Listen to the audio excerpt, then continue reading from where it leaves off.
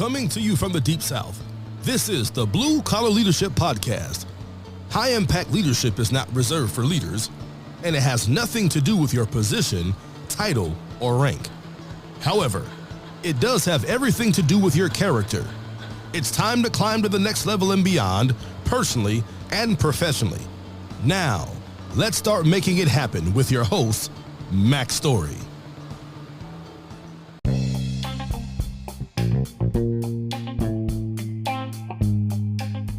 Before we get started with today's episode, I want to take a few moments and give you a preview of what you're about to hear and also direct you to some other series that I already have completed on my podcast.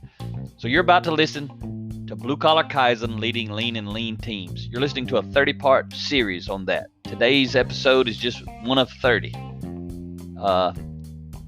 It's specific to lean leaders, lean managers, anyone who's leading teams of people through process improvement and continuous improvement projects, Six Sigma, those kind of things. It's not about the tools and the methods and all that. It's about how to lead teams of people. So any leader, anybody at any level can get value from this. But I just want you to know that's what this series is about. It's about that specific book. So hope you enjoy it. But I have some other series that may interest you if this series does not. Got a lot of episodes already out there, but I have a book called Blue Collar Leadership, Leading from the Front Lines. It's all about how to become a high impact individual, how to become a sought after employee of choice, an employee that people want to hire and want to promote.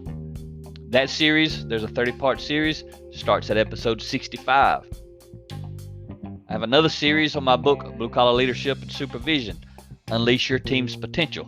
That book is for leaders, formal authority leaders who want to learn how to effectively lead people.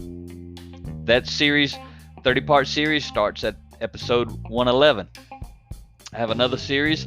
It's an 11-part series on my book, 10 Foundational Elements of Intentional Transformation, How to Become Your Best Self. That series starts at episode 158. I have another series on my Blue Collar Leadership and Culture, the 5 components for building high-performance teams. That book is really for the top leader, and it's how do you become the sought-after employer of choice. It's a 30-part series. It begins at episode 179. My wife Rhea and I, this year in 2021, the theme for my podcast this year was all about change. That's why I'm doing this series on Blue Collar Kaizen, Leading Lean and Lean Teams, because it's all about leading teams through change. But we have a 15-part series we recorded together on our book, Change Happens, Leading Yourself and Others Through Change. That series starts at episode 211. And then this Blue Collar Kaizen, Leading Lean and Lean Teams series, the one you're about to listen to, one of the episodes of, it started at episode 230. And will be a 30-part series, so it's going to take a little while to finish it. Hope you find value in some of these series. Let's get to today's podcast.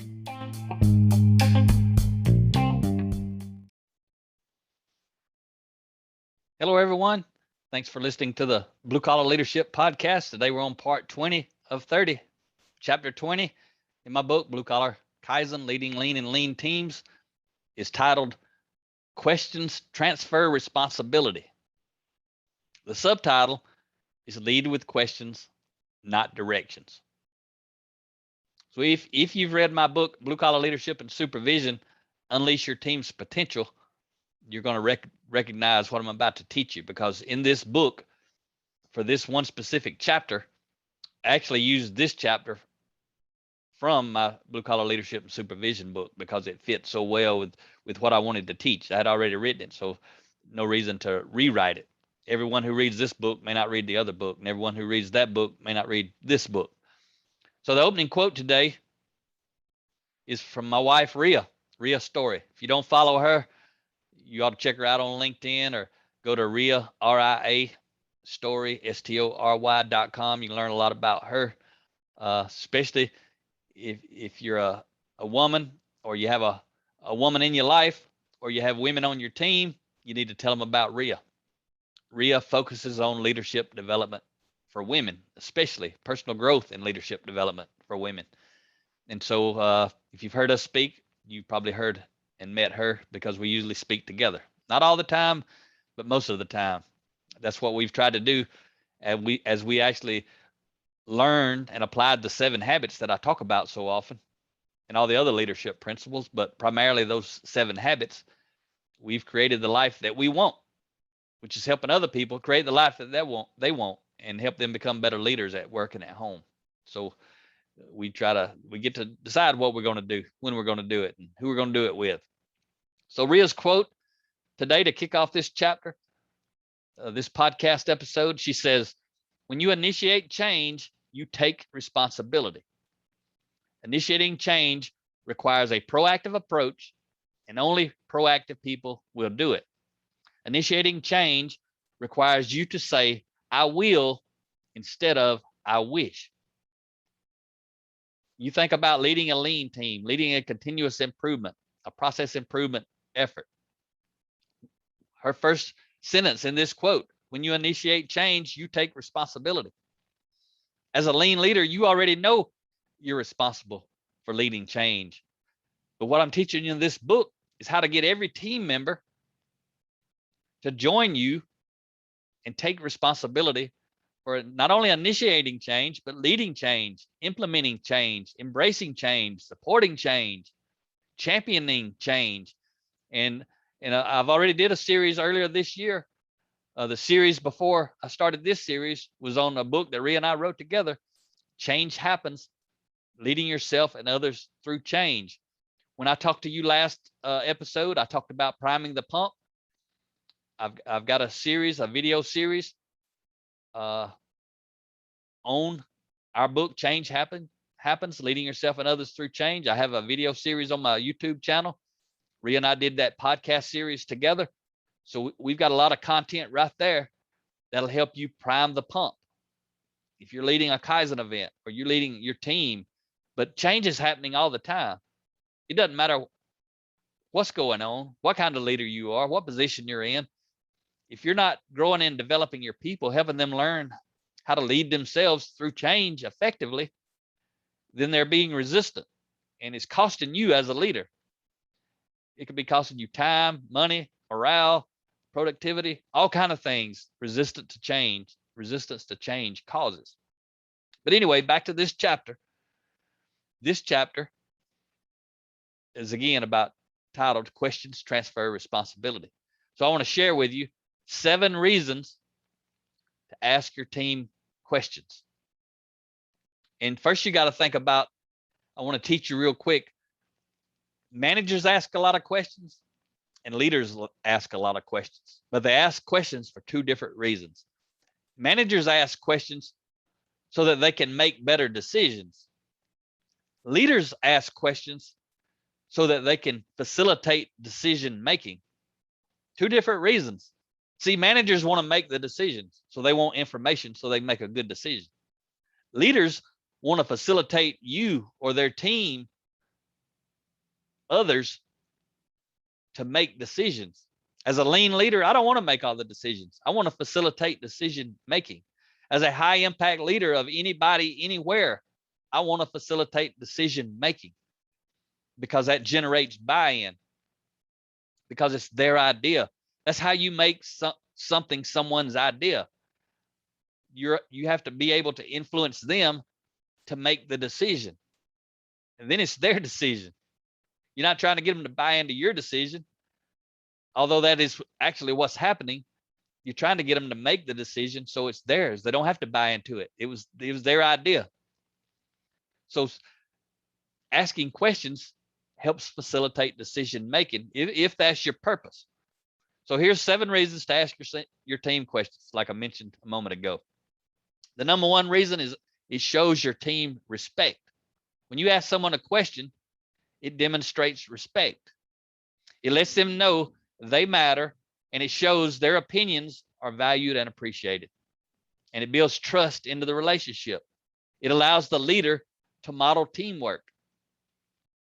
When a leader's asking questions instead of just giving directions, when leaders facilitating decision making amongst the team instead of just giving directions, that leader is modeling teamwork.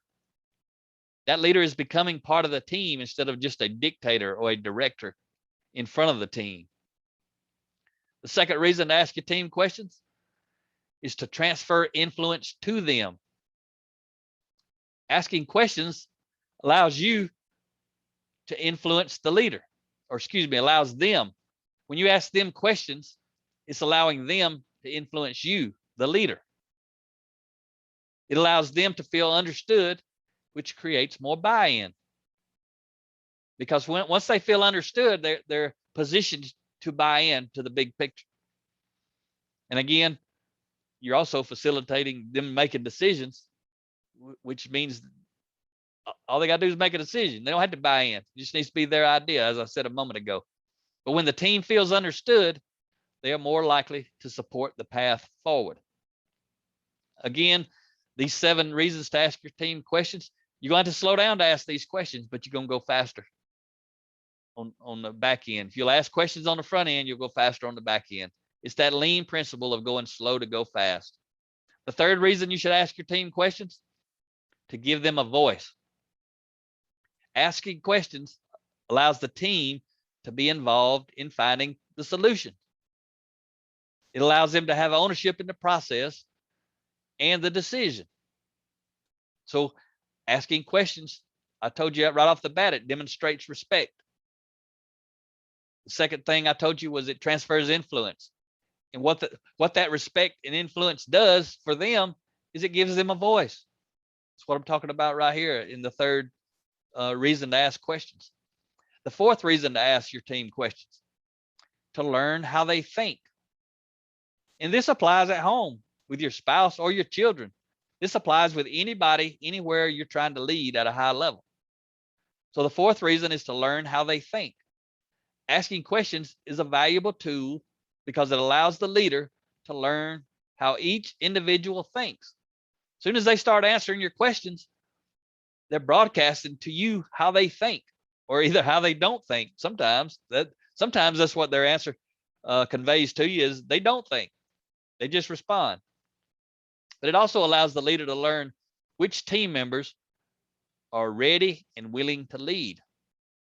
If you're just giving directions, you don't know how they think. You know how they do. Do they do what you tell them, or do they not do what you tell them? But you don't know how they think. The fifth reason you need to ask your team questions is to engage them in the process. Asking questions allows the leader to share the responsibility and engage the team. Think about that. When you ask a question, you're sharing responsibility, which is 100% what you're trying to get the team to do, is to accept responsibility and to take responsibility. So engaging the team in the process gets team members involved who may otherwise keep their opinions to themselves. They might not openly share their ideas. But when you start asking questions, they start hearing other people answer, and then they think, my idea is better than theirs, and everybody seems pretty cool with talking, so I'm going to throw my idea out there. They may have heard somebody share a dumb idea, but the dumb idea, nobody got berated or belittled or laughed at, and nobody called it a dumb idea. This person may just be thinking it was a dumb idea, but it went over smooth, so they think, well, I can share my idea. It gives them courage.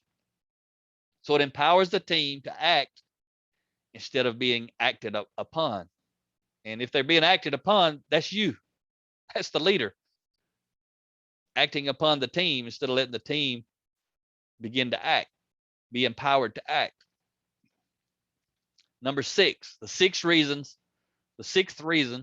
you should ask your team questions, to uncover hidden concerns.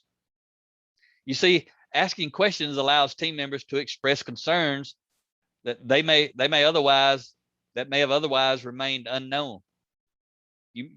Asking questions may allow you to dig out some stuff you need to know about. It allows the leader to confirm the facts and minimize the rumors that spread so quickly along the front lines. And a lot of times, all you got to do is ask questions. That way you can find out what the people need to know instead of guessing what they need to know. You may think what they need to know and go out and tell them everything they need to know, and they already knew that. They need to know something else. Common sense, but it's not common practice.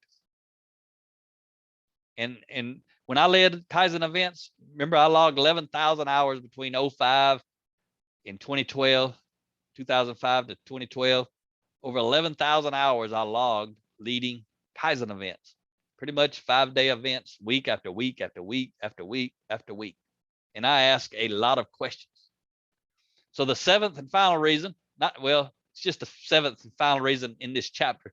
There's a lot more reasons you should ask questions, but these are 7 of the key reasons. The 7th reason is to develop a better solution. And see, that's habit 6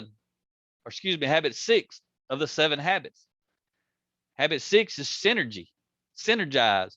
Synergize means 1 + 1 equals something greater than 2. We put our heads together, we can come up with a better idea than either of us can come up with separately. You see, managers of people, they try to seek compromise. Compromise means 1 + 1 equals something less than 2, because to compromise, one of us has to give up something. Synergizing, we don't have to give up something. We just have to agree to work together until we come up with a better idea than either one of us had thought of on our own. And then everybody gets credit because everybody was contributing. So ask questions to develop a better solution. Asking questions creates a synergistic environment, which allows the leader to think with many minds instead of just one, which is his or hers if you're being a dictator or a director. But it helps all team members to realize that none of them is as smart as all of them. None of them is as creative as all of them. And if you think about these 7 reasons to ask your team questions, the reason is actually habit 5 of the 7 habits. Habit 5 of the 7 habits is seek first to understand, then be understood. And you can see how I'm teaching you that principle in this chapter, but I ain't even talking about the 7 habits. But all I'm talking about is the 7 habits. See what I'm saying? I ain't got to mention the 7 habits to teach you the 7 habits. My books are full of the 7 habits, but they're common sense, they're simple, they're easy to understand. And again, I love the 7 habits book, but a lot of people who I've told about it and they bought it, they ain't never gonna read it. And they tell me I ain't never gonna read that book. Makes their head hurt. It's too big. It's too complicated. It's too complex. And that's what I always did on these lean teams. It's what I still do today. I get complimented all the time. People say, you make this stuff so simple. I'm gonna tell you why that is. Because I'm a simple person. I don't have a choice but to make it simple. But the thing about making it simple is everybody can understand it. Everybody, anywhere, at any level. You can have a PhD or you can be a high school dropout. And you can understand what I'm teaching because it's simple. And that's what I want to do is I want to help everybody. If you hear somebody talking to you and they're using all these big fancy words, they just want to sound smart. They ain't trying to be understood. If they're trying to be understood, they'd talk simple. But you know those people. I ain't one of those people. I'm going to keep it simple. So I want to share a closing quote with you from Michael Sciortino Sr. He says, it really is amazing what happens when you recognize the importance of the opportunities ahead of you.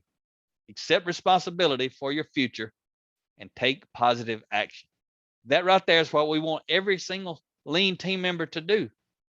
We don't want them to be resistant, rebellious, angry, frustrated, irritated.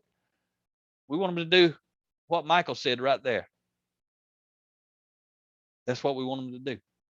You apply the stuff I'm teaching you in this book as a lean leader, you're going to be able to motivate and inspire your team to do exactly that.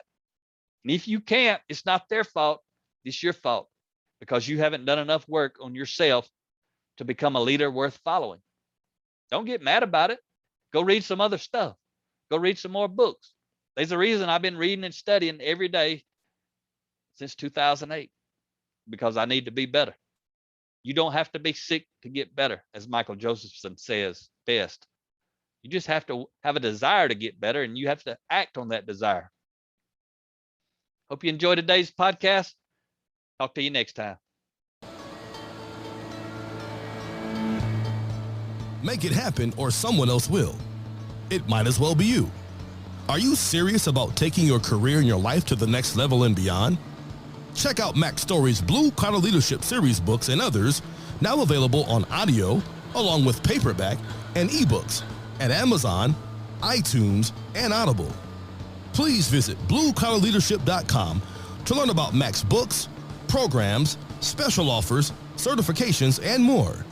Thank you for listening to the Blue Collar Leadership Podcast.